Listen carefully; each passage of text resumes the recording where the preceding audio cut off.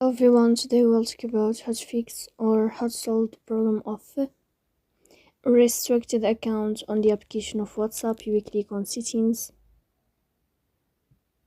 In this page here you will go to apps, default apps, app settings. On above you will search about the application of WhatsApp and you will click here. And then in this page you will click on first stop and you will click OK. Here you will enter to the window of storage.